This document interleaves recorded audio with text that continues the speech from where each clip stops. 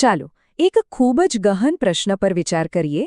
જો પરમેશ્વર બધું જ જાણતા હોય તો શું આપણી પસંદગીઓ ખરેખર આપણી પોતાની ગણાય? આ ગૂંચવણને સમજવા માટે આપણે અપૂર્ણ સ્વતંત્ર ઈચ્છા નામના એક લખાણમાંથી કેટલાક મુખ્ય વિચારો જોઈશું. તો અહીંથી જ આખો સંઘર્ષ શરૂ થાય છે. એક બાજુ પરમેશ્વરની સર્વજ્ઞતા છે, જેનો અર્થ એ છે કે આપણે કોઈ પણ પસંદગી કરીએ એ પહેલાં જ અમને ખબર હોય છે. અને બીજી બાજુ આપણી સ્વતંત્ર ઈચ્છા છે, જે કહે છે કે આપણે જે પણ કરીએ છીએ તે મુક્તપણે પસંદ કરીએ છીએ. તો સવાલ એ છે કે આ બંને વાતો એકસાથે સાચી કેવી રીતે હોઈ શકે? તો આ વિરોધાભાસને સમજવાની શરૂઆત ક્યાંથી કરવી? મૂળ લખાણ મુજબ આપણે પરમેશ્વરના સંપૂર્ણ જ્ઞાનથી શરૂઆત કરવી પડશે, એ જ્ઞાન જે આ દુનિયાના સર્જન પહેલાં પણ અસ્તિત્વમાં હતું. જરા વિચારો, આ સૃષ્ટિની રચના થઈ એ પહેલાં જ પરમેશ્વરને બધી મુખ્ય ઘટનાઓની જાણ હતી.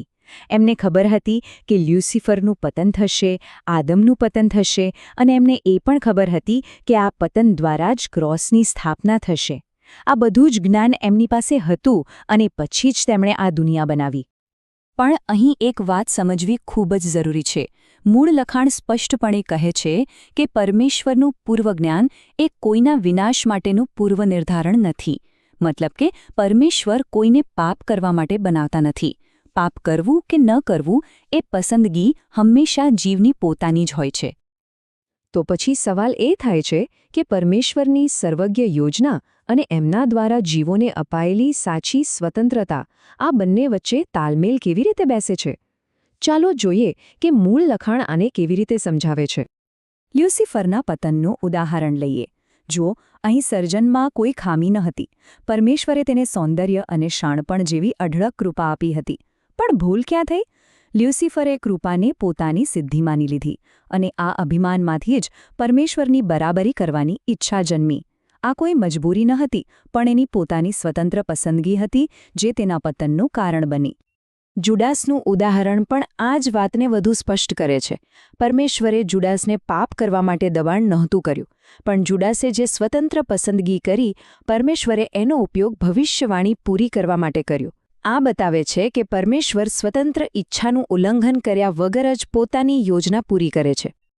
હવે આપણે એક એવા વિચાર પર આવીએ છીએ જે કદાચ થોડો અઘરો લાગે, કે પાપનો પણ પરમેશ્વર દ્વારા એક મોટા અને ઉચ્ચ હેતુ માટે ઉપયોગ કરવામાં આવે છે. આ ટેબલ જુઓ, કેટલું સ્પષ્ટ રીતે સમજાવે છે. જ્યારે કોઈ ગુનો કરે છે ત્યારે બીજા લોકોને નિયમોનું મહત્ત્વ સમજાય છે. જ્યારે પાપી માટે ક્રોસ પર પ્રાયશ્ચિત થાય છે ત્યારે પરમેશ્વરનો સંપૂર્ણ ન્યાય પ્રગટ થાય છે. અને જ્યારે પસ્તાવો ન કરનારનો ન્યાય થાય છે ત્યારે પીડિતોનું રક્ષણ કરીને પરમેશ્વરનો પ્રેમ સાબિત થાય છે. મતલબ કે દરેક નકારાત્મક ઘટના પાછળ પણ એક ઉચ્ચ હેતુ છુપાયેલો છે. અને આ આખી યોજનાના કેન્દ્રમાં છે ક્રોસ. અહીં જ પૂર્વજ્ઞાન અને સ્વતંત્ર ઈચ્છાનો જે વિરોધાભાસ છે તેનો આખરે ઉકેલ મળે છે. વાત એમ છે કે કોઈ પણ જીવ પોતાની મેળે, પોતાની તાકાતથી બધી જ આજ્ઞાઓનું સંપૂર્ણ પાલન કરી જ નથી શકતો. આપણી શક્તિ મર્યાદિત છે, અને આ મર્યાદા જ એક નવા રસ્તા માટે જગ્યા બનાવે છે. અને એનો જવાબ શું છે? જવાબ છે ક્રોસ. મૂળ લખાણ મુજબ આપણી જે અપૂર્ણ સ્વતંત્ર ઈચ્છા છે એ ફક્ત અને ફક્ત ક્રોસ દ્વારા જ સંપૂર્ણ બની શકે છે. આ શક્તિશાળી અવતરણ આખી વાતનો સાર કહી દે છે. સાચી અને સારી પસંદગી કરવાની શક્તિ આપણી અંદરથી નથી આવતી, પણ એ પરમેશ્વરના પ્રેમમાંથી આવે છે. એ પ્રેમ જે ક્રોસ પર દેખાયો હતો. તો સંપૂર્ણ સ્વતંત્ર ઈચ્છાનો અર્થ શું છે? એનો મતલબ એ નથી કે પસંદગી છીનવી લેવામાં આવે છે. ના, બલકે જ્યારે કોઈ જીવ ક્રોસ દ્વારા પરમેશ્વરના પ્રેમને સમજી લે છે ત્યારે તેને સાચું પસંદ કરવા માટે શક્તિ મળે છે. એટલી બધી શક્તિ કે તે મૃત્યુ સુધી પણ પ્રેમ અને આજ્ઞાપાલનનો માર્ગ પસંદ કરી શકે છે. તો હવે આખી વાતના સાર પર આવીએ, જે જીવની અંતિમ જવાબદારી પર ધ્યાન કેન્દ્રિત કરે છે. જો પરમેશ્વરની કૃપા અને આપણી પસંદગી આ બંને કેવી રીતે સાથે કામ કરે છે? પરમેશ્વર કોઈપણ લાલચ પર જીત મેળવવા માટે પૂરતી કૃપા આપે છે, પણ એ કૃપાને સ્વીકારવી કે નકારવી એ આપણી સ્વતંત્ર ઈચ્છા છે.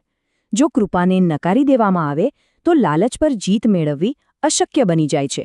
એટલે કે નિર્ણાયક પરિબળ લાલચ નથી, પણ આપણી પસંદગી છે.